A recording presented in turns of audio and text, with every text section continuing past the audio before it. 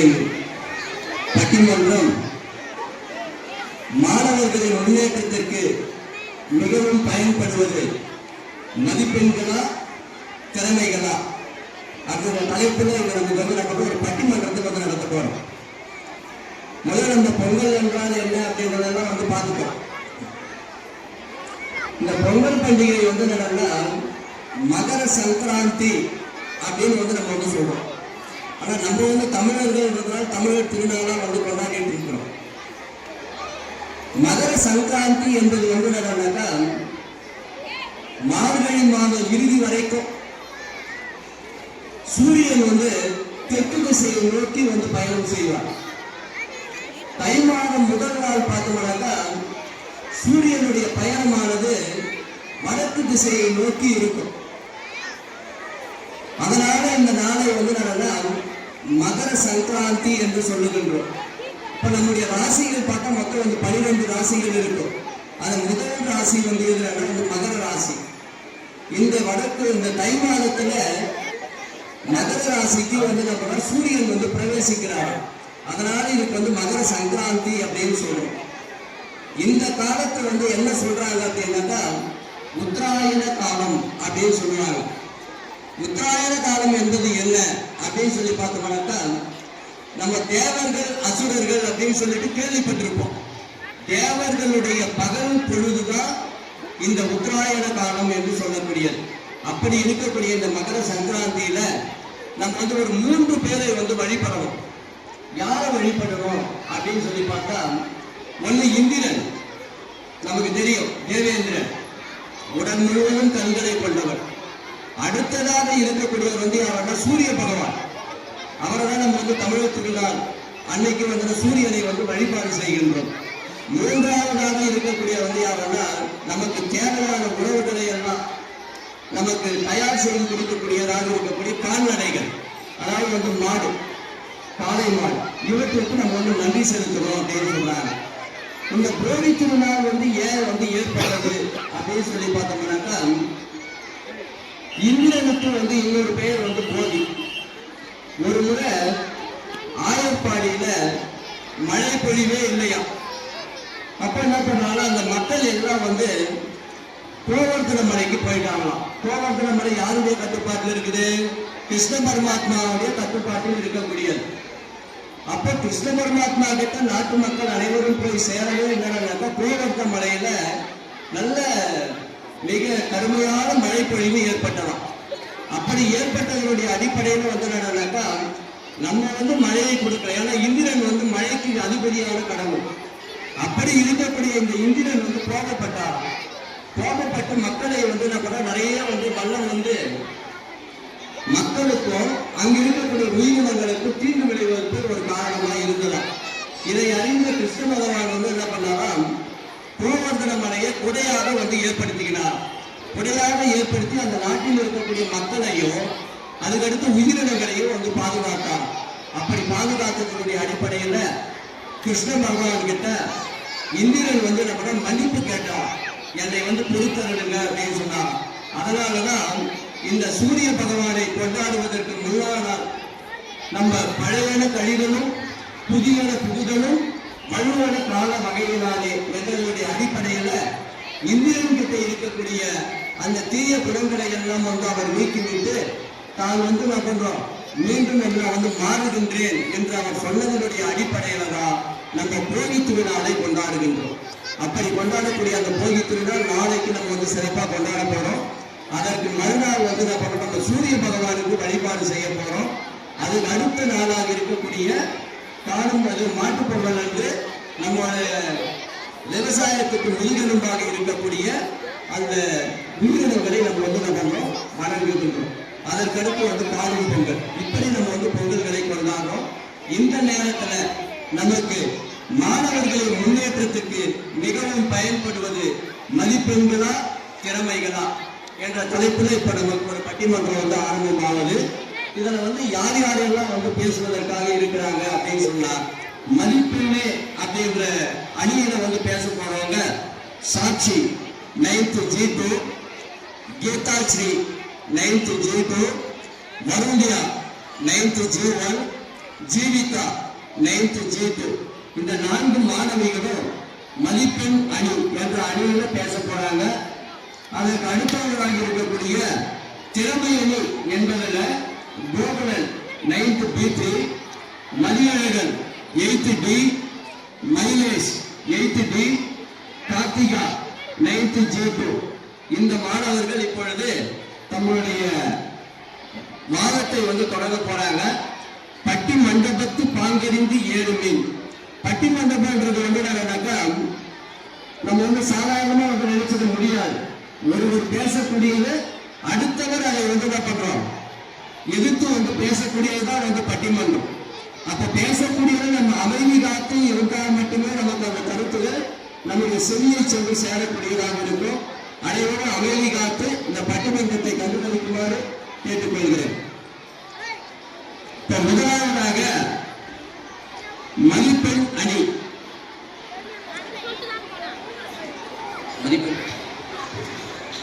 மதிப்பெண் அணியினுடைய தலைவியாக சாட்சி 9th G2 என்ற மாணவி இப்ப பேச வருகிறார்.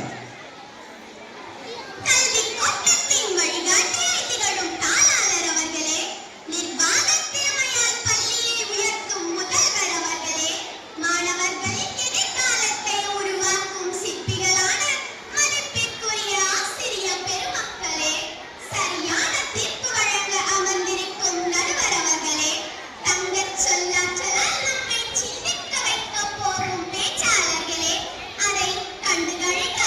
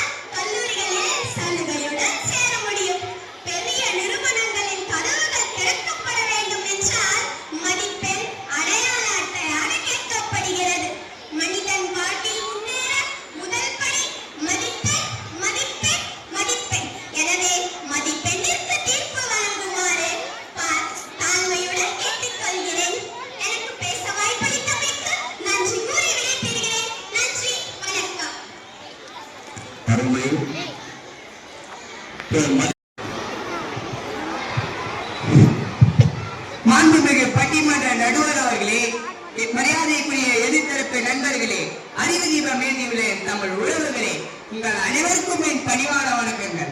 இன்றைய சமுதாயத்தில் ஒரு மாணவனை பார்த்து முதலில் கேட்கப்படும் கேள்வி என்ன? எவ்வளவு மார்க்? ஆனால் நான் கேட்கின்றேன், உங்களால் மார்க் இல்லாமல் வாழ முடியாதா? இல்லை, திறமை இல்லாமல் தான் வாழ்ந்திட முடியுமா? என் தரப்பு உறுதியாக சொல்கின்றது, திறமைதான் வாழ்வின் மூலதனம் என்று. ஒரு மாணவன் 50 மதிப்பெண் தான் வாங்கியிருந்தாலும் அவனுக்கு சிந்திக்க தெரிந்தால் சாதிக்க முடியாதா? முடியும். அதற்கு காரணம் திறமை. இன்று உலகம் தேடுவது மார்க்ஷீட்டே இல்லைங்க, அவனிடம் உள்ள திறமைதான். படிக்கும் திறமை, பேசும் திறமை, முடிவெடுக்கும் திறமை, பிரச்சனையை தீர்க்கும் திறமை, இவற்றை எல்லாம் தருவது எது? பாட புத்தகமா? இல்லை பயிற்சி பெற்ற திறமையா? மதிப்பெண் என்பது விலை கொடுத்து கூட வாங்க முடியுங்க. ஆனா திறமை என்பது அப்படி அல்ல. அது ஒவ்வொரு மனிதனுக்கும் பிறந்து கிடக்கும் பொக்கிஷம். மதிப்பெண் என்பது ஒரு எண், திறமை ஒரு அடையாளம். ஏற்கும் சுரக்காய் கறிக்கு உதவாது என்பார்கள்.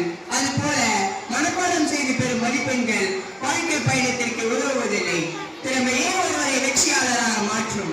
நடுவர் அவர்களே, ஆசிரியர்கள் பள்ளியில் வேலைக்கு செல்லும் பொழுது கூட அவர்களுக்கு டெமோ கிளாஸ் என்கின்ற திறமை தேர்வுதான் நடத்தப்படுகின்றது. அது அவர்களின் திறமையே சோதித்து பார்ப்பது. மதிப்பெண் என்பது ஒரு நுழைவுச்சீட்டு மட்டுமே.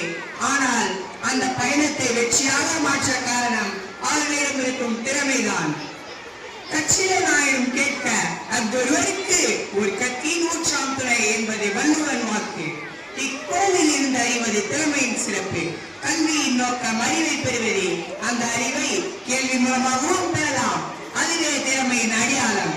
படித்ததினால் அறிவு பெற்றோர் 1000 உண்டு, பாடம் படிக்காத மேதைகளும் பாரினில் உண்டு.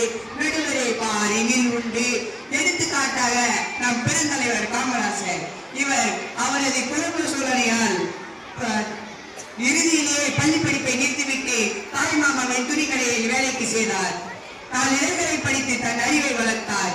இந்திய சுதந்திர போராட்டத்தில் பங்கு பெற்று பல முறை சிறை சென்றிருக்கிறார். மேலும் இந்திரா காந்தி, லால் பகதூர் சாஸ்திரி போன்றவர்களை இவரே இந்திய நாட்டின் பிரதமராக தேர்வு செய்தார். மேலும் தம் திறமையால் அரசியலில் வெற்றி பெற்று 9 ஆண்டுகள் முதலமைச்சர் பதவியை ஏற்றார். மேலும் இவரே இந்திய நாட்டை யார் ஆட்சி செய்ய வேண்டும் என்று முடிவெடுத்து வரும் நம் பெருந்தலைவரே, இது அவரின் திறமைக்கு கிடைத்த வெற்றி அல்லவா? நம் பெருந்தலைவர் படித்த பள்ளி வாழ்க்கை பள்ளிங்க. அங்கு சிலபஸ்ல இருந்தது அவரது உழைப்பு, பிராக்டிகல் எக்ஸாம்ல அவர் செய்த மக்கள் சேவை, மேலும் ரிசல்ட்டில் கிடைத்தது முதலமைச்சர் பதவி. இவர் மத்திய உணவு திட்டத்தை கொண்டு வந்தது எதற்கென்று நினைக்கிறீர்கள்? அது மதிப்பெண்களுக்காக அல்ல, பள்ளி குழந்தைகளுக்கு சிந்திக்க, பேச, செயல்பட போன்ற திறமைகளின் வளர்ச்சிக்காக தான். நம் காமராசருக்கு உயர்ந்த கல்வி மதிப்பெண்கள் இல்லை, ஆனால் கல்வி புரட்சி செய்தார், தமிழ்நாட்டை முன்னேற்றினார். இதிலிருந்து மதிப்பெண்கள் என்பது மனிதனை அளவிடாது, திறமைதான் ஒருவனை வெற்றியாளராக மாற்றும் என்று அறிந்து கொள்ளலாம். மதிப்பெண்கள் ஒரு சான்றிதழ், திறமை ஒரு ஆயுதம். வாழ்க்கை என்ற தேர்வில் வெற்றி பெற திறமைதான் அவசியம் என்கின்றேன். திறமை பேசும் இடத்தில் மதிப்பெண்கள் கைப்பற்றும். அந்த அழகினை ரசித்த உங்கள் அனைவருக்கும் என் இனிய தமிழர் திருநாள் வாழ்த்தினை தெரிவித்து இத்துடன் விடைபெறுகிறேன். நன்றி, வணக்கம். அவையில் அமர்ந்திருக்கும் நண்பர்களுக்கும், அறிவார்ந்த சான்றோர்களுக்கும், என் அருமை நண்பர்களுக்கும் மற்றும் எதிராளினருக்கும் எனது பணிவான வணக்கங்கள். நடுவர் அவர்களே, திறமை திறமை என்று இங்கே கூச்சல் போடும் என் எதிராளியை பார்த்தால் எனக்கு ஒன்றுதான் சொல்ல தோன்றுகிறது. திறமை என்பது உங்களிடம் இருக்கும் ஆயுதம். மதிப்பெண் என்பது அதில் இருக்கும் கூர்மை. கூர்மை இல்லாத ஆயுதத்தை வைத்துக் கொண்டு போர்க்களத்தில் என்ன செய்ய போகிறீர்கள்? இன்னைக்கு ஒரு மாணவன் மருத்துவக் கல்லூரிக்கு போனனாலும் பொறியியல் படிக்கிறனாலும் முதல்ல கேட்கறது உன் மார்க் என்ன என்பதுதான். உனக்கு என்ன திறமை இருக்குன்னு யாரும் வாசல்ல நின்று கேட்கறது இல்ல. மதிப்பெண் என்ற சாவி இருந்தாதான் உயர்கல்வி என்ற கதவே திறக்கும். பல தேர்வுகளில் எடுத்துக்காட்டாக நீட், ஜேஇ, யூபிஎஸ்சி இது எல்லாத்திலுமே மதிப்பெண்கள் தாங்க முக்கிய பங்கு வகிக்கின்றன. திறமை என்றால் நீங்க சூப்பர் ஸ்டார் ஆகலாம், ஆனா மார்க் இருந்தாதான் கலெக்டர் ஆக முடியும். போட்டி உலகில் அடையாளம், வேலை வாய்ப்புகள், உதவித்தொகைகள் அனைத்திலும் மதிப்பெண்கள்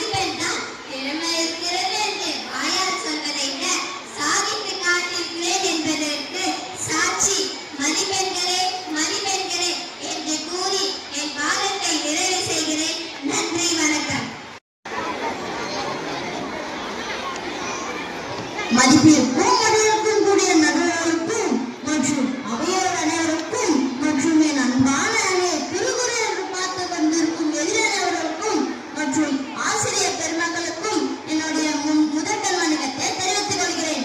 ஐயா, இந்தியாவில எரிமலைகள் இல்ல, சிங்கப்பூர்ல காகமே இல்ல, ஈக்களுக்கு பற்களே இல்ல, ஏன் நண்டுகளுக்கு தலையே இல்ல, இங்க உட்கார்ந்து இருக்க யாருக்கும் தரமா இல்லாம இல்ல. நடுவரையா, உங்களுக்கே புரிஞ்சிருக்க இப்ப நான் எதை பத்தி பேச வந்திருக்கேன்னு. ஆமா, இப்ப நான் திறமையை பத்தி தான் பேச வந்திருக்கேன். கருணை இருந்தால் வள்ளலாகலாம், கடமை இருந்தால் வீரனாகலாம், பொறுமை இருந்தால் மனிதனாகலாம், திறமை இருந்தால் தலைவனாகலாம், திறமை இருந்தால் தலைவனாகலாம். நல்ல நல்ல பிள்ளைகளை நம்பி இந்த நாடே இருக்குது தம்பி. நடுவர்களே, இந்த மாதிரி பார்த்தோம்னா நம்ம முன்னோர்களே திரும்பியை பத்தி பாடிட்டு போயிட்டு இருக்காங்க. அது மட்டும் நடுவர்களே, எதிரணி சொல்றாங்க டாக்டர் படிக்கனாலும் இன்ஜினியர் படிக்கனாலும் மதிப்பெண் தான் முதன்மையானதுன்னு. ஆனா மதிப்பெண் தானா வந்துருமா? இல்ல, திறமையோட படிச்சாதான் அந்த மதிப்பெண்ணே வரும். எதிரணி சொன்னாங்க நடுவர்களே, இந்த உலகத்துக்கு போட்டி உலகமா, உதவித்தொகை எல்லாம் பெறணும்னா மதிப்பெண் தான் முக்கியமானதுன்னு சொன்னாங்க. ஆனா திறமையோட இருந்தா நாங்க பேங்க்ல லோன் வாங்கி பிசினஸ் ஸ்டார்ட் பண்ணி 100-150 பேருக்கு மேல வேலை தரதுக்கு எங்கிட்ட திறமை இருக்கு. அது மட்டும் இல்ல, பார்சல் மேல ஒட்டி இருக்கிற அட்ரஸ் தான் மதிப்பெண்ணுனாங்க. ஆனா பார்சல் பண்ண பிரியாணியே இருந்தாலும் அது மதிப்பெண்ணா செய்யப்படல, திறமையோட தான் செய்யப்படுது. அது மட்டும் இல்ல நடுவர்களே, மதிப்பெண்ணாக இருந்தா சமுதாயத்தா விளைவாங்கன்னு சொல்லிட்டு எதிராளி சொன்னாங்க. ஆனா திறமையோட இருந்தா இந்த உலகத்தையே விலைக்கு வாங்கலாம். நடுவர்களே, எதிராளி மதிப்பெண் மதிப்பெண் மதிப்பெண்ன்றாங்களே, மதிப்பெண் காப்பி அடிச்சு கொடுத்தா மதிப்பெண் வாங்கலாம். ஆனா திறமை அப்படியா நடுவர்களே? நடுவர்களே, உன்னை சொன்னா தப்பா எடுத்துக்க மாட்டீங்களே, அந்த காப்பி அடித்து கூட ஒரு திறமை நடுவர்களே. ஏங்க, நல்ல நல்ல பாயிண்ட்லாம் சொல்றேன், கை தட்ட மாட்டீங்களா? அப்போ நிறைய அனுபவம் இருக்கு போல. ஓகே, இப்போ பாயிண்ட்டுக்கு வரலாம். நடுவர்களே, மதிப்பெண் மதிப்பெண் சொல்லிட்டு இடையில கூச்சல் போடுறாங்களே, இருக்கிற எல்லா ஸ்கூல்லையும் விட்டுட்டு நல்ல மதிப்பெண் சொல்லிட்டு இந்த ஐயர் ஸ்கூலுக்கே வந்தாங்க. அது வேற திறமை தான் நடுவர்களே. நடுவர்களே, எதிரணி சுந்தர் பிச்சை கூகுளின் சிஓன்னு சொல்லிட்டு சொன்னாங்க. அவர் உயர்ந்ததுக்கு மதிப்பெண்ணா காரணமும் சொன்னாங்க. ஆனா எடுத்துக்காட்டுக்கு நம்ம காமராஜனே எடுத்துக்கோங்க. இல்ல, காமராஜன் எந்த காலேஜ்ல டிகிரி முடிச்சாரு? இல்ல பிஹெச்டி தான் முடிச்சாரா? நடுவரே, நான் தெரியாம தான் கேட்கறேன். அவர் படிச்ச மாதிரியா படிக்காம மாதிரியா? படிக்காம தானே. ஆனா இன்னைக்கு அவர் பட்ட தெரியாத மாணவனும் இல்ல, மாணவியும் இல்ல. இன்னைக்கு அவர் உயர்ந்திருக்கு படிப்பும் இல்ல, மதிப்பெண்ணும் இல்ல, அவருடைய திறமையே காரணம். நடுவர்களே, நம்ம இப்போ நான் வந்து சிறு மதிப்பெண்ணால் உழைத்தது சிலர், ஆனா திறமையால் உழைத்தது பலர். அந்த பலர்ல ஒருத்தரை பற்றி தான் நான் பேச வந்திருக்கேன். அது வேற யாரும் இல்லைங்க, நம்ம வசந்தகுமார். வசந்தகுமார் இளைய வயதிலே பிஜேபி அப்படின்னு நிறுவனத்துல வேலை செஞ்சுருந்தாரு. அதுக்கப்புறமா அவரே தனியா சிறிய முதலீட்டுல சிறிய பொருட்களை மிதிவண்டி மூலமா விற்க ஆரம்பிச்சாரு. அதுல முன்னேற்றி வச்சு படிப்படியா முன்னேறி இன்னைக்கு அவருக்கு கேரளா, தமிழ்நாடு, கர்நாடகா போன்ற மாநிலங்கள்ல மொத்தம் 64 கிளைகள் இருக்கு. அந்த கடை வேற எந்த கடையும் இல்லைங்க. அந்த காலம் அது அது அது அதுவும் நம்ம சொன்னோம் காலம், இந்த காலம் இது இது இது இதுவும் நம்ம சொன்னோம் காலம். ஆமாங்க, நம்ம வசந்தன் கோக்கால தான் டிவி அதெல்லாம் பார்த்துட்டீங்களே. இந்த கடை 1978ஆம் ஆண்டு திறக்கப்பட்டது. இன்று அவர் முன்னேற்றங்களுக்கு மதிப்பெண்ணோ இல்ல படிப்போ இல்ல, அவருடைய திறமையே காரணம். அவருடைய திறமையை செயலில் காட்டி அவர் இன்று மிகப்பெரிய வெற்றி கண்டவர் நம்முடைய வசந்தகுமார். இது நீங்களும் மற்றும் அவையோரும் மற்றும் நம் முக்கியமாக எதிரணி அவர்கள் தெரிந்து கொள்ள வேண்டும் என்று அன்போடு கேட்டுக்கொள்கிறேன். முதல்வர்களே, கடைசியாக கருத்து சொல்லி விடைபெறுகிறேன். வாய்ப்பு என்பது பறித்து கொள்வதில்லை, திறமையால் நாம் தேடிக்கொள்வது. திறமையை வளர்த்துக்கொண்டால் வாய்ப்புகள் தானாக தேடி வரும். வாழ்க்கையில் முன்னேற இருப்பது திறமையே திறமையே திறமையே என்று கூறி வாய்ப்பளித்த நண்பர்களுக்கு நன்றி கூறி விடை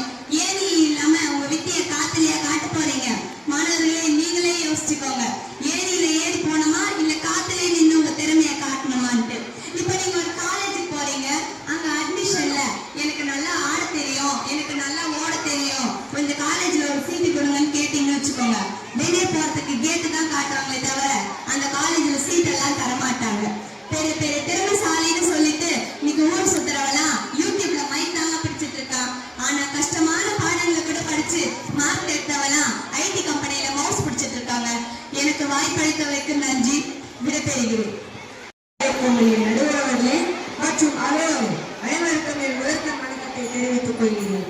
இன்று நான் பேச வந்திருக்கும் தலைப்பு ஒருவருக்கு தேவையானது திறமையே என்று கூறி என் உரையை தொடங்குகிறேன். ஐயா, மதிப்பெண் என்பது ஒரு வெற்றித்தாள். அது வாழ்க்கையை தீர்மானிக்காது. ஆனால் திறமை அப்படி இல்லை. திறமை ஒவ்வொரு மனிதனுக்குள்ளும் பிழைத்து கிடக்கும் புதையை போல.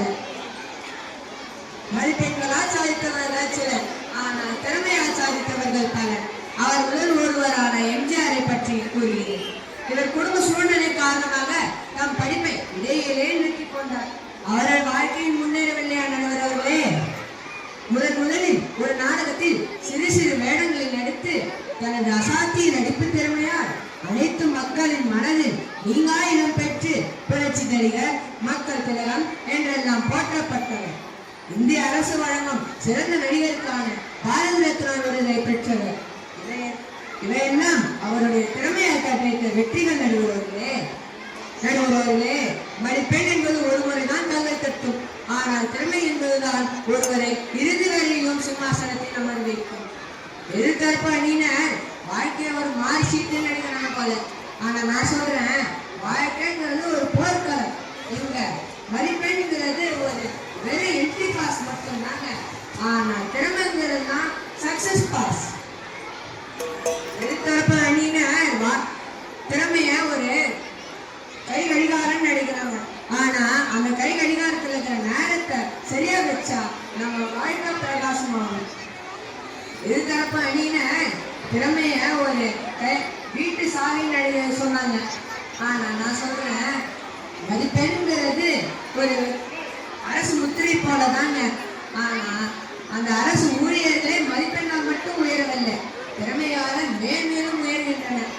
ஒரு கருத்தை மட்டும் சொல்லி உரையை முடிச்சுக்கிறேன். உங்க ரேங்க் கார்டு உங்க இன்டர்வியூ ரூம் வரைக்கும் தான் போகும். ஆனா எங்களோட திறமை இந்த உலகத்தோட எல்லா வரைக்குமே போகும் என்று எனக்கு பேச வாய்ப்பளித்த நல்ல உள்ளங்களுக்கு நன்றி கூறி விடைபெறுகிறேன். நன்றி, வணக்கம். அனைவருக்கும் இனிய வணக்கங்கள். இன்று திறமை பெருசா மதிப்பெண் பெருசான வாழ்க்கையில முன்னேற மதிப்பெண்களே முக்கியம் என்று கூறி என் உரையை தொடங்குறேன். நடுவர்களே, திறமை அப்படிங்கிறது ஒரு மொபைல் போன் மாதிரி. ஆனா மதிப்பெண் அப்படிங்கிறது அந்த மொபைல் போன்ல இருக்க சிக்னல் மாதிரி.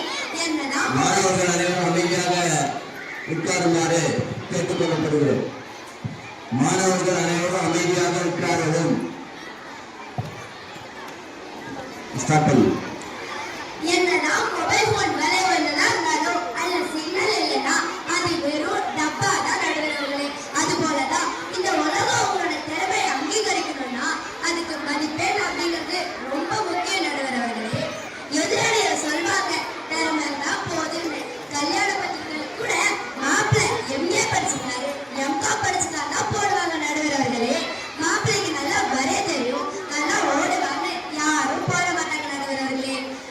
திறமை உங்களை மேடைக்கு கொண்டு வரும். ஆனா மதிப்பெண் தாங்க உங்களை அந்த மேடையில ஒரு சிறப்பு விருந்தினரா அமர வைப்போம்.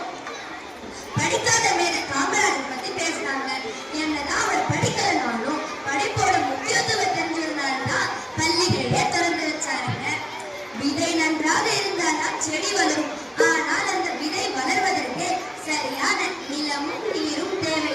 அது போலதாங்க என்னதான் உங்ககிட்ட திறமை இருந்தாலும் அதை வளர்த்துக்க உங்களுக்கு ஒரு சரியான வேலையோ இல்ல ஒரு சரியான கல்லூரியோ தேவைங்க. அதுக்கு முதன்மை இருப்பதே மதிப்பெண் தானங்க. எதிராளிகள் சொன்னாங்க திறமை அப்படிங்கிறது வெறும் வெற்றுத்தாள். ஆனா அதுதான் கிடையாது நடுவர்களே. அது ஒரு மாணவனோட அறிவாற்றலுக்கு கிடைச்ச பரிசு. கடைசியா ஒரு கருத்து சொல்லி விடைபெறுகிறேன் நடுவர்களே. திறமை அப்படிங்கிறது ஒரு அழகான ஓவியம் தான். அந்த ஓவியத்தை இந்த உலகம் பார்க்கறதுக்கு தேவைப்படுற வெளிச்சம் தாங்க மதிப்பெண். மாணவர்களோட எதிர்காலத்துக்கு வெளிச்சமா இருக்கிற மதிப்பெண்களுக்கு தீர்ப்பு வழங்குமாறு நடுவர்களை தாய்மையுடன் கேட்டுக்கொள்கிறேன். வாய்ப்பளித்த நல்ல உள்ளங்களுக்கு நன்றி கூறி விடைபெறுகிறேன். நன்றி, வணக்கம். இத்துடன் என் உரையை முடித்துக் கொள்கிறேன். நன்றி, வணக்கம்.